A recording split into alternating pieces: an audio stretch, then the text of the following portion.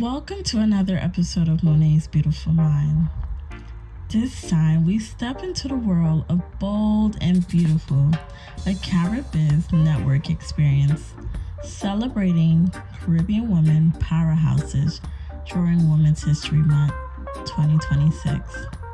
A space rooted in connection, culture, and meaningful conversations where founders, creators, and leaders gather with intention. From rich dialogues to curated experiences, from glasses of wine to moments of reflection, this was more than just an event. It was a celebration of women who are building, becoming, and evolving every single day. A moment to pause, a moment to connect, a moment to honor the power of women in business, community, and of course, culture. Monét's Beautiful Minds had to be in the room because this is exactly what we stand for, creating safe space for women's voices to be seen, heard, and felt. So sit back, take it all in, enjoy these beautiful conversations, and as always, welcome to Monét's Beautiful Minds. Okay, so I know that you stated earlier that you are more than your career. You are a woman, a wife, a mother, a sister, a cousin, all of that. But my question is to you, for the people who are watching, like myself, we still want to know how you got into the career that you are in today. Because I think it's such a spectacular thing to see a woman of color in such an amazing place like that. Yeah.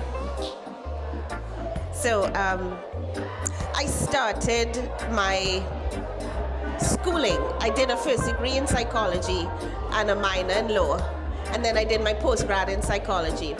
I always knew that whatever I did, it had to deal with people. Because for me, people are the most important asset. A building is replaceable, but young woman, I want you to understand you're not replaceable. You are an asset. And as HR, we pour into that asset. We build people. We allow them to learn, to grow, to be better. And that for me ignites me. That is because I want to leave people better than when I met them. And for me, HR allows you to do that. I get to take care of the most important asset, which is you, the human asset. You're inspiring and you're mentoring other young women in a career field like this.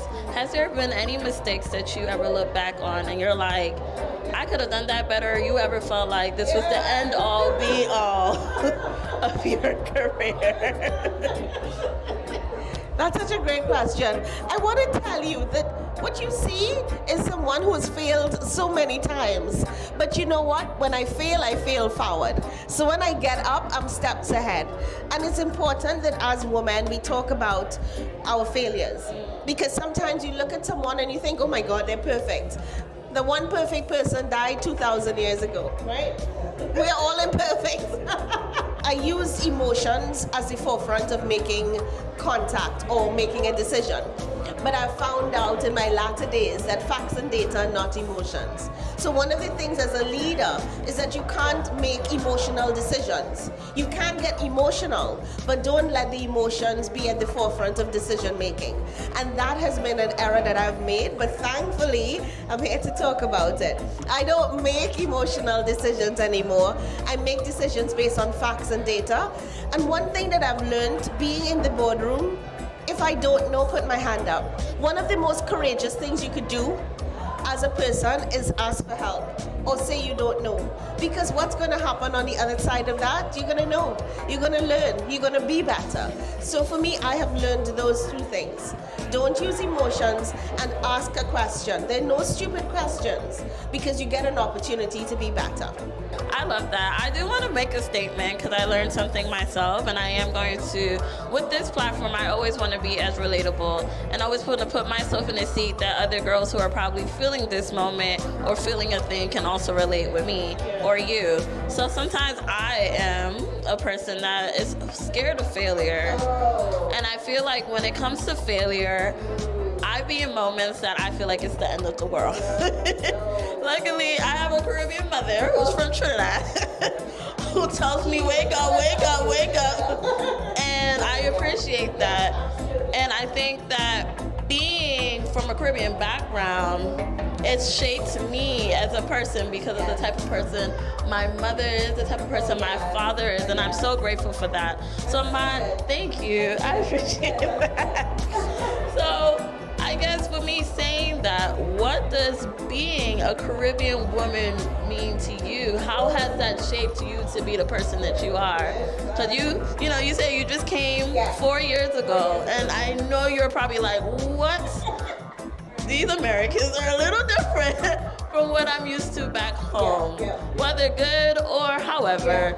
But I do want to know, being a Caribbean woman working here, how has that shaped you? If you had asked me that question 4 years ago when I just got here, I would have said, oh my goodness, I want to go back home. I want to go back home. So I work in hospitality. And, in Trinidad, you walk into a room and you say good morning, or somebody give you something and you say thank you. Well, in the US, that's not normal. And so that's what I found out. But you know what? I did not allow this situation to change who I am. I would step into a room, and even if no one else said good morning, I said good morning. And I am convinced that Caribbean people should be in hospitality. We are the warmest, friendliest people. People don't have to tell me to smile. I smile. I love people, right? And so for me, being in the US, I have learned to be my authentic self. I am going to show up all Trini. I'm not going to change my accent. If you want me to slow down, I'll slow down. But I'm not going to sound like you. I am going to stand on my values, what my grandmother would have taught me, just being polite, being honest, being authentic. And I have allowed people to change because of who I am and not change because of who they are. And for me, that has been important, standing firm on what I believe and how I was brought up. That's amazing. So before we end this, can you just give me like a Trini phrase?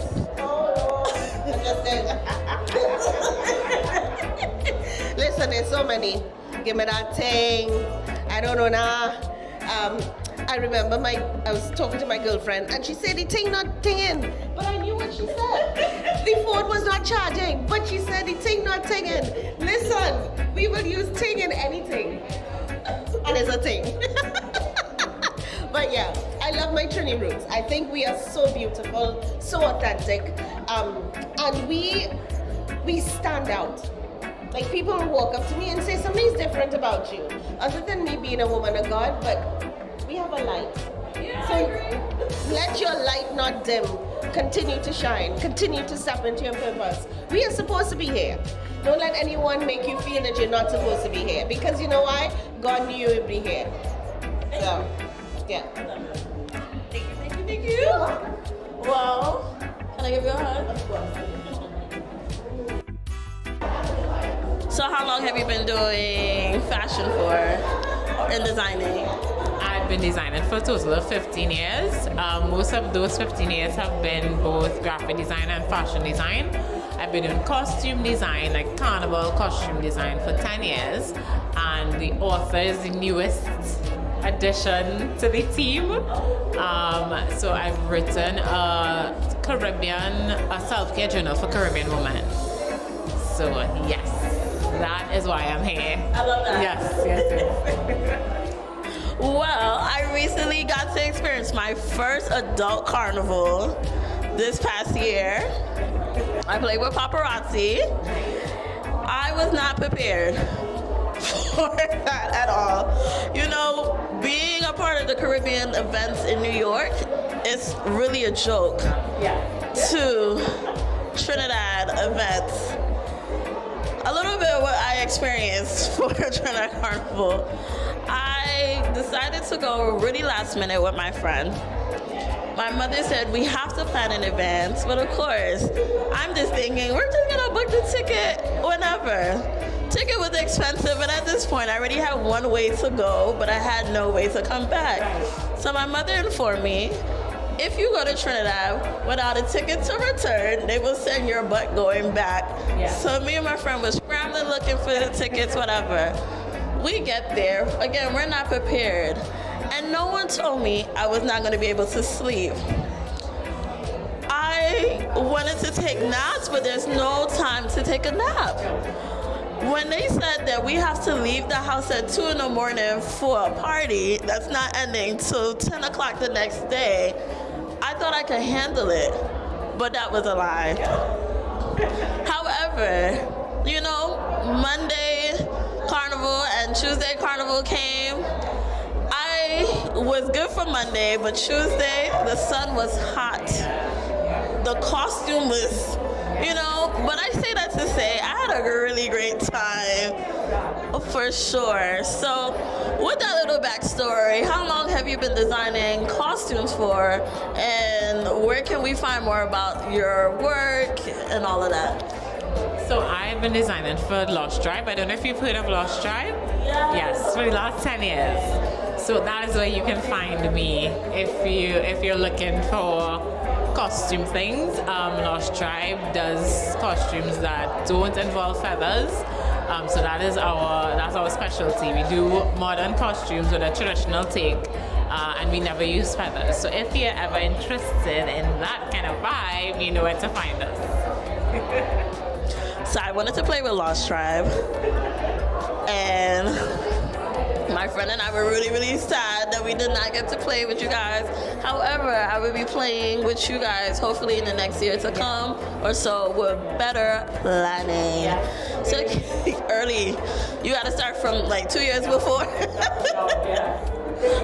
Learning lesson. So can you tell me a little bit more about your book, and what did you say it is for again, just so we can tell the people more? So it's a self-care journal for Caribbean women. I wanted it to be my gift to Caribbean women because I feel like we actually don't ever stop. We take care of everybody else and we do all the things that are needed, but we always end up being in a space where I feel we are lacking for ourselves. So it's really a space for you to pause, kind of figure out what are the things that you like.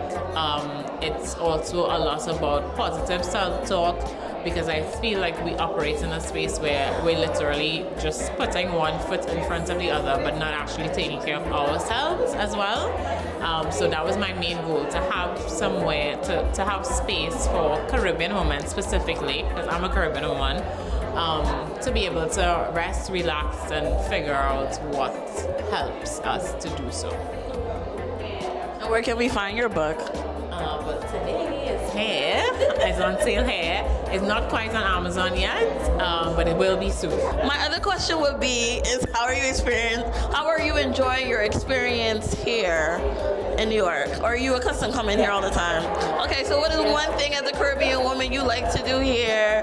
What is some Caribbean things that you're like, oh, like this reminds me of back home? Yes. Oh, so I think that, so my husband is also here with me, and he really enjoys trying Caribbean food here. It's not my thing because I'm eating Caribbean food all the time, but he really enjoys that part of it. For me, I think it's the weather and being able to dress differently. Like, I totally enjoy that. To the point where I have an odd amount of coats, which I feel like I shouldn't have, because I travel enough, but I don't live here. So I'm a coat girly, which sounds strange to the average person, because so that would be my thing. I'm a coat girly, although I live back home, because when I travel, I like to make sure that I'm still,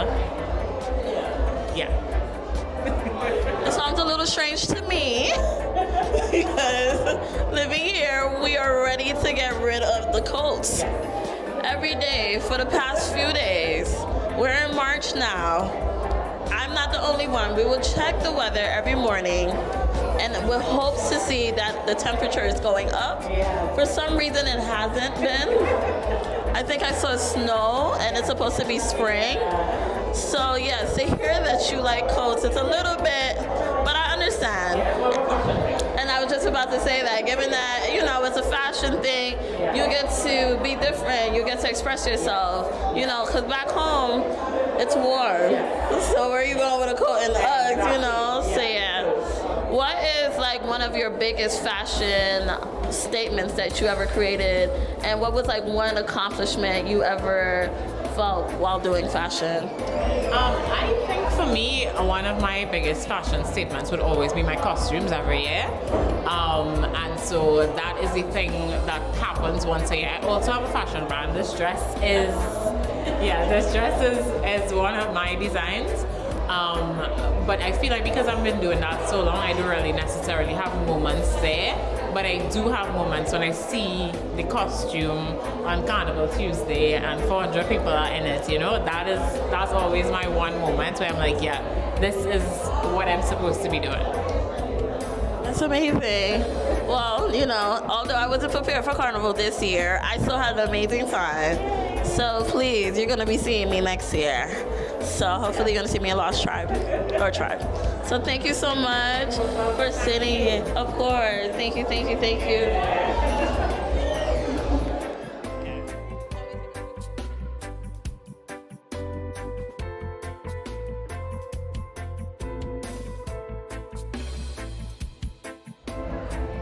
My name is Suzette Yasmin Robotham. I am a multi-hyphenate, author, global keynote speaker, and new senior partner of Chief People Experience at Target Path.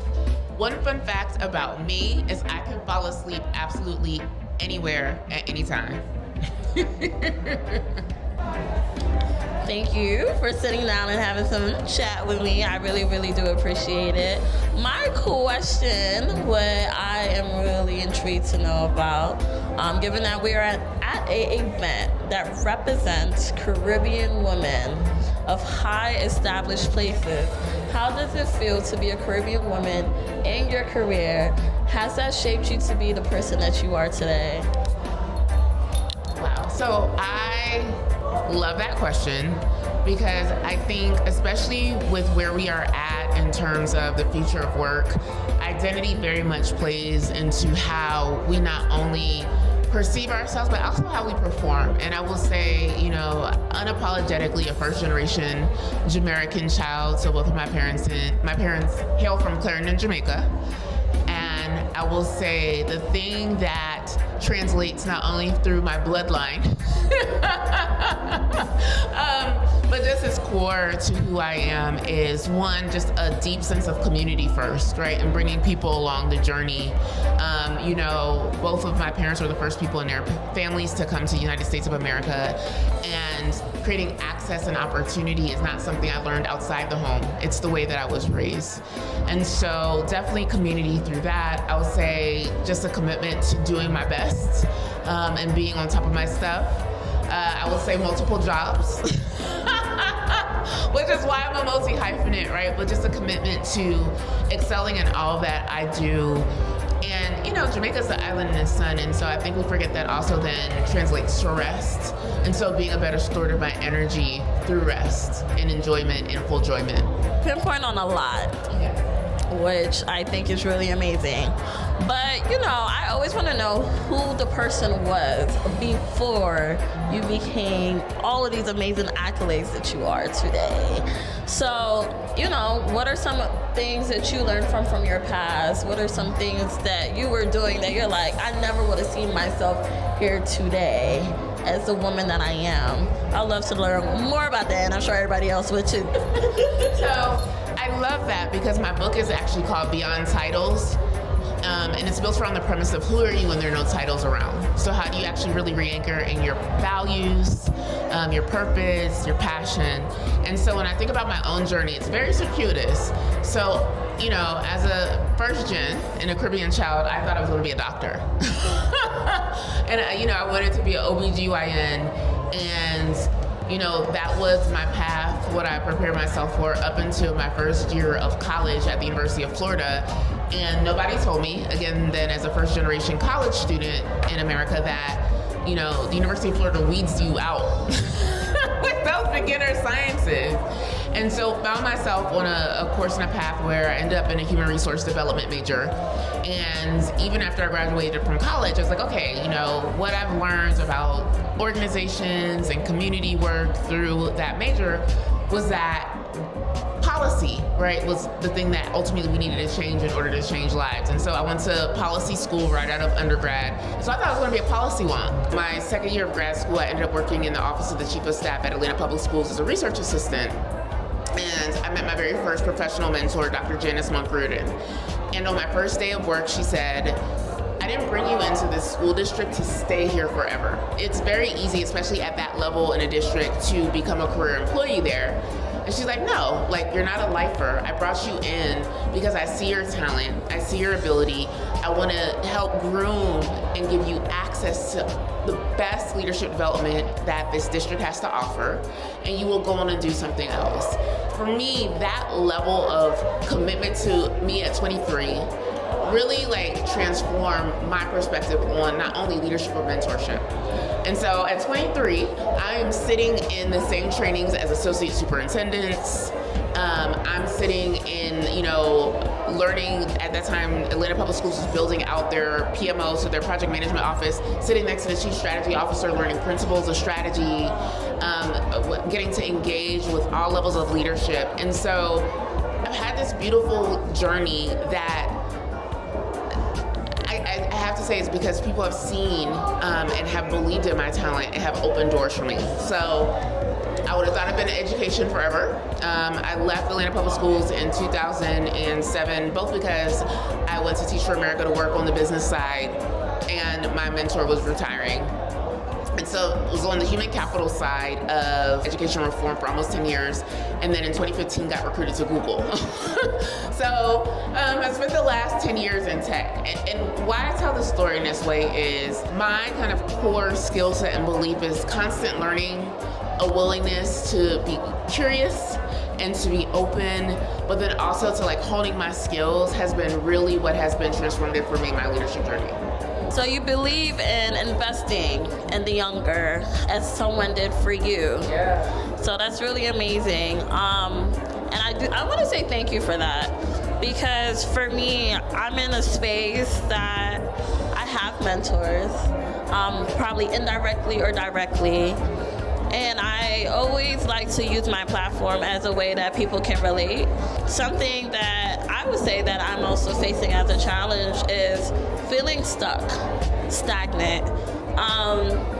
And to hear that someone looked at you and believed in you, that helped mold you into a different perspective of thinking, really means a lot. And I think that a lot of girls, such as myself, because I think it's not that, yes, I'm stuck because I'm in a career because I'm comfortable, and I know that there's so much growth in myself, and that's why I take the leap of faith by doing things like this, knowing that I want to be a storyteller, have women's stories such as yourself be told, and you know, so much more.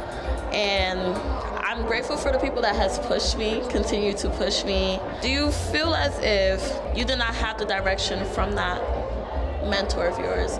Do you feel as if you would still be where you are today?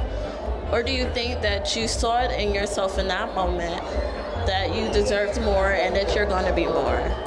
If I can be woo-woo girl for a second, believe in divine order, in faith, you know, walking in faith, and that God has a greater plan for us if we're open to it, right? And so I would be remiss if I didn't say I'm a product of my grandmother's prayers, my mother's prayers, my dad's love, and so grew up knowing and believing I could do and be absolutely anything.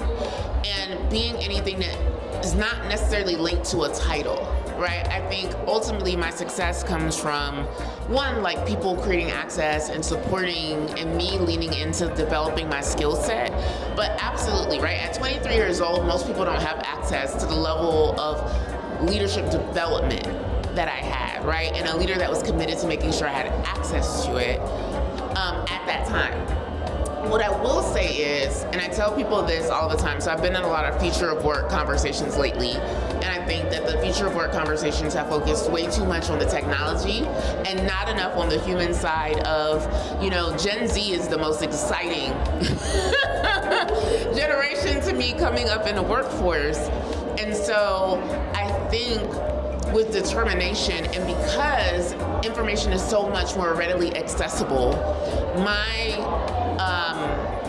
task for folks that feel stuck would be how do you use what you have access to explore new avenues for yourself? I'm also very avid about saying to people, get trained in some sort of AI. Get some sort of AI certification, because all that's going to do is enhance your skill set, but will be the bridge for your what's next. And basically it's learn the now. Get knowledgeable, get comfortable, because there's so many opportunities. And that I always hear people from different generations say that, how Gen Z is kind of a really different, we're go-getters. We're entrepreneurs in our own way. We look for every opportunity, but sometimes it's learning your craft and learning about it. So that's really remarkable. So thank you for that. Can you just talk about, have you ever had an experience of ever giving up? I would say, as opposed to giving up, letting go. I think sometimes in comfort, we stay places longer than we should. And I have learned that sometimes you let go voluntarily. Other times, things like reductions in force, layoffs will remove you. But in letting go, you open yourself up to a ton more opportunity. So I've had recently the experience of, at the same time I was coming out as a first-time author, I was still working full-time. Unfortunately, my role was eliminated last September. And it would have been easy to sit in a place of being stuck. But what I did was I allowed myself to grieve in order to let go and have moved on to what I would say is not better, because it's not a comparison, but being able to be focused fully on myself, right? So when I think about all I've been able to pour into my book, so my book came out October 21st here, and then November 20th in the UK. I've been fully present in my brands, in my book, in my rest, and taking care of myself. And I would have burnt out trying to still work full time and launch my book properly, or I would have sacrificed the success of launching my book, right? I've been on a full-on book tour for 6 months. I wouldn't have been able to do that, right? Yeah. But it was the letting go of what I thought had to happen and being open for the possibilities. So that same week I got laid off, I got asked the next day to do a contract around some strategic work for an investment bank. So it's divine order, divine timing, but it's a willingness to surrender and let go. And there's this really great book, if I was to give a resource, that was ad targeted at me on Spotify, about surrender. Because I wrote a letter to God in August about surrender. It's I surrender this to you. My career, my success, my book. And God has shown me, if you are committed to surrender, these are the things I want to change for your better, right? And so this book was targeted at me. And I was oh, surrender is coming back up as a topic, by Dr. David Hawkins, and it's about letting go. And I think that surrendering and release is foundational to being able to level up. One word to describe how you're feeling right now. Grateful. Why? Gratitude is my attitude, because God can only give you your more when you're thankful for what you have. And I'm thankful for life. I'm thankful for breath. I'm thankful to be here with you guys. I'm thankful for the experience of having been called to this conference to speak. I'm grateful to be going to London later tonight, my second home. I think living from a space of being grateful for even the small things, like finding these shoes in my closet that I forgot. I was where these came from? Thank you. Grateful for ASOS, but I think being grateful for where you're at and being present for that creates the conditions for you to call in more. And so I'm grateful for what has been, I'm grateful for what is, and I'm grateful for all that's to come. Thank you so much. Thank you. I hope that was helpful.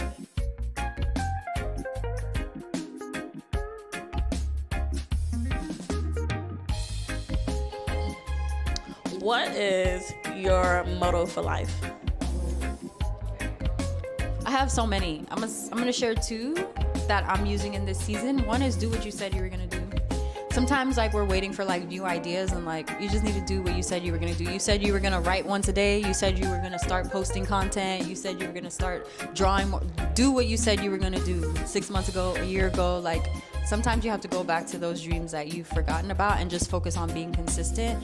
And also, depending on what season in your life if you're giving away too much of yourself, know that sometimes saying no is no to other people is saying yes to yourself. And sometimes you need to say no so that you can spend more time with yourself, so that you can develop your skills and your talents and know when that time is. Thank you. And where you got your dress from, girl? It's so pretty. Blue is my favorite color. We know, Black-owned brand, Fumi the label. Thank you so much for sitting with me. My name is Jennifer Rampersad. I believe that it is our destiny to walk in our purpose. God bless each and every one of us with individual gifts, and with those gifts, we have to serve and give back. I'm a minister first, a radio personality. I do funding, hard money. I am also a contractor. I am also a radio personality. So through my gifts, and also an author, I have to continue to give back, and giving back helps me to walk in purpose. So I'm Chloette Harris Stout. I'm from Guyana, Guyanese. I'm now living in Queens, New York. I'm a tech professional. I've worked in tech for over 20 years. I have a nonprofit organization called Guyanese Girls Rock Foundation, where we inspire the next generation of teen leaders. And I'm also a certified AI consultant. So has fear ever scared me, but yet motivated me? Absolutely. You know, I also sit on the board for the Queens Public Library, and that's a platform that when I joined that board, I was the only black woman on that board. And sitting across from other professionals that did not look like me, it did scare me a little bit, but then I realized that representation mattered and I needed to be there for the young women that I am inspiring and the young women that I'm mentoring. So it did inspire me. It scared me a little, but it did inspire me to continue doing this work that I'm doing. My name is DJ Sofa Sage. I'm of Trinidadian and Grenadian descent. I'm from New Rochelle, New York, and I DJ here at the Bold and Beautiful Legacy, put together by Carib Network. I play open format. I play everything, but I specialize in soca, especially, and house and pop. I'm two things. So I'm not only of West Indian descent, but I'm also first generation American. So that box on its own is very different. But to me, it means living in multiple cultures and having to balance all of it while still being a woman in a male-dominated industry. Very blessed to have some brothers that help me out, but at the same time, I do have to stand bolder than I probably would otherwise if I weren't a woman. So it's a very big mixture. It's in our culture, men are the leaders, and a lot of times as a woman, you do have to move a little bit harder. You have to move stronger. You have to really stand firm in what you're doing. And to me, it also looks like just not giving up and being the change. Hi, my name is Amber Lauren, and I am a journalist, all-around woman, director, producer, a little bit of everything. Today I'm here at the We Bold and Beautiful Legacy Talk powered by the Carib Network, and today I am one of 100 plus Caribbean ones to watch. First time I'm making this list, I'm very excited. So much love to CBN and Nicole for featuring me. What it means to be a creative in my purpose is to honestly you gotta be okay with no. You have to be okay with no. There's gonna be peaks, there's going to be valleys. There might be a lot of valleys, more than you anticipated. But you must stay the course. It's hard, especially if you're not working a traditional 9-to-5 and you're not in the traditional corporate space. You don't have that cushion and you're freelancing or wherever your situation is. Stay the course. Sometimes beautiful opportunities come when you least expect them to, and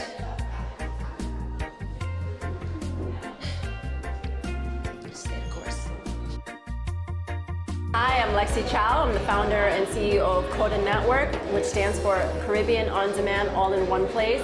We're the #1 streaming Caribbean platform for all your premium streaming content for television shows, movies, travel, and docuseries.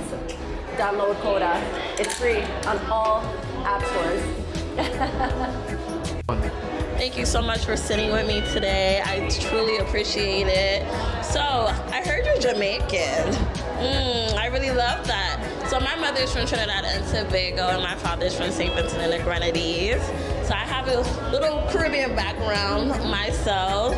I wanted to dive in a little bit more about who you are and what made you start your company, Coda. And, you know, what are some challenges that you faced during this? Well, thank you for having me here today. I really appreciate it. You look very beautiful. Yes, big up yourself. Because having a business is not easy as women, especially brown women, and especially Caribbean women, because we always feel like we have to work 10 times harder. I am Jamaican, Mandeville, Manchester, and I'm from a little country, but we're Talawa in Jamaica. And I currently live in Los Angeles and Kingston, so I'm in both places. And I started my business because I saw the need for space for Caribbean, premium Caribbean content on the global stage, whereas Caribbean content is underserved, it's undervalued, and you know, while they have LATAM and African American platforms, and not to take away from our brothers and sisters, there isn't an authentic voice of representation for Caribbean culture. We're a vibrant, beautiful culture. There's 45 million of us in the Caribbean and about 16 million of us out there in the diaspora. So globally, it's about 60 million. And where do we go to watch our content? Where do we go to watch ourselves? I would say that, you know, when I'm watching television and I see a movie and then all of a sudden I see a Caribbean accent, the Caribbean accent is like Miss Cleo, like, hello man, we go down the road, man. And I'm like, well, I don't know what island that is. But why aren't we using our Caribbean actors? We have so many of them, and we have so many good movies that are out there that represent who we are, especially from London to the United States. So that's what Coda is for.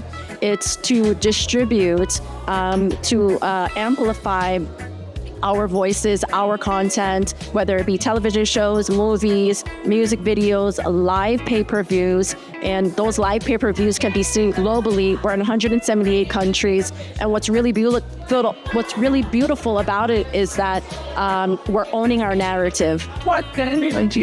Thank you for that. So, what thing? Because I know you have to go.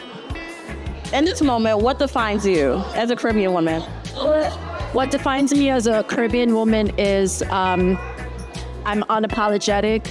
I know my power. I know my worth. I know what that comes with.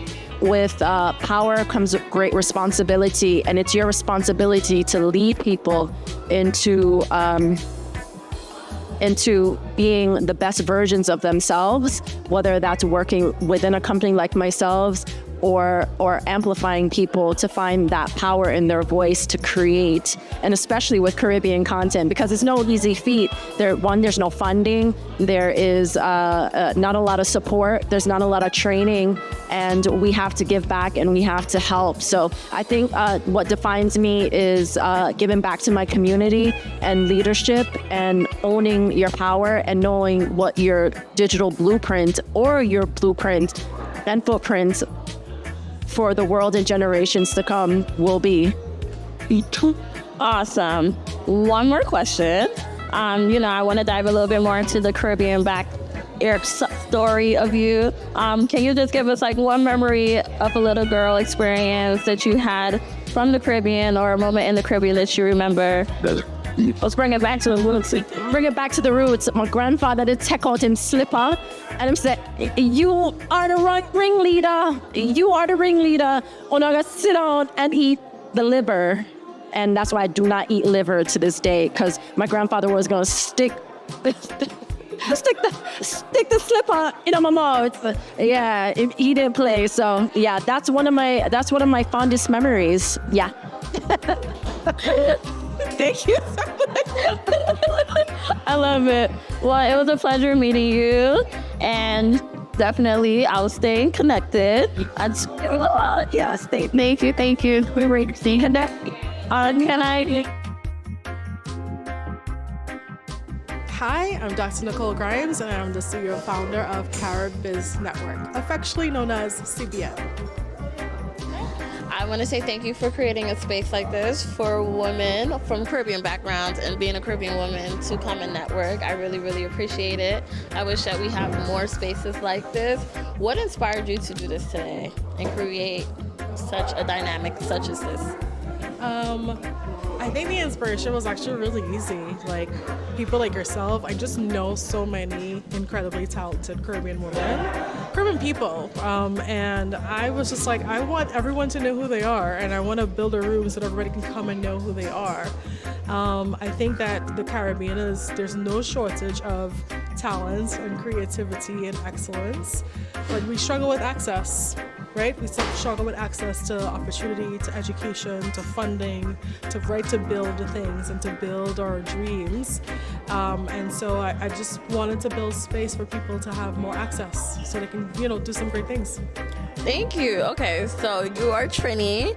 My background is also Trini. My mother is from Trinidad and Tobago, the Pinal area. With that being said, being a Caribbean woman, how has this navigated and create your purpose into what you're doing today? I mean, I think being Caribbean has taught me to, I guess, be loud. And to be loud meaning like feel free to try things, to have agency, to be expressive, you know what I mean? To take chances, to build community, because we love to lime and be together and do things together. So I think that all of that influenced like how I've gone about trying to build the brand, like creating space for fun, right? And vibes and community, with the foundation being growth, right? The foundation being growth and education and access.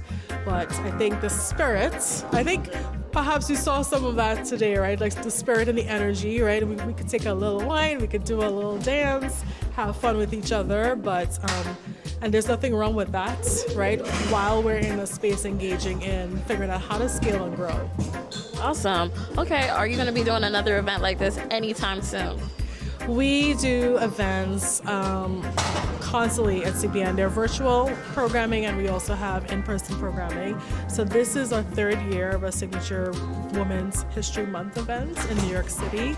And this was the first time we had such a big public event where people could actually buy tickets and attend. And it was just kind of like, you want to see if people would want to actually come out to this kind of event. So definitely the feedback today says yes, longer, more. We want more of this. We do have awesome programming coming up in June for Caribbean Heritage Month. We also have something special in the works for New York Fashion Week. We're bringing back our event we did last year for the first time called Restyle.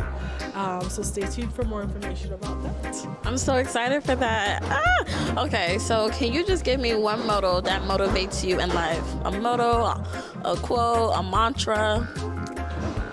Ooh, something that motivates me in life. I think more recently as a founder, I came across this expression, this idea that passion doesn't lead to structure, right? Like just because you're passionate about an idea, you're excited about something, it doesn't mean it's gonna like just magically make good things happen with you trying to build. Like you need to actually do the work. You need to build systems. You need to have boundaries. You need to have things in place for that structure to come to be.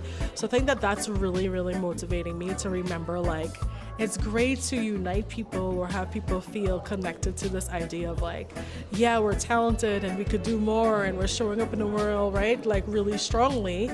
But that's only gonna get us so far. That's only gonna take us to like the Parkway and parties screaming when waving our flags. But so we need more than that. So we need to do some real work so that we can get to having structure so that we can actually produce and have real impact in whatever it is that we're doing. Awesome, thank you. I really, really do appreciate it, and thank you for the opportunity for allowing me to interview you today. And I just want to say I hope you bring more of this to this community because it's definitely needed. People like me look up to people like you, especially a woman from my country doing such amazing things. So I just wanted to say thank you, and it was a pleasure. So, of course. Thank you. Thank you. Thank you. Thank you so much.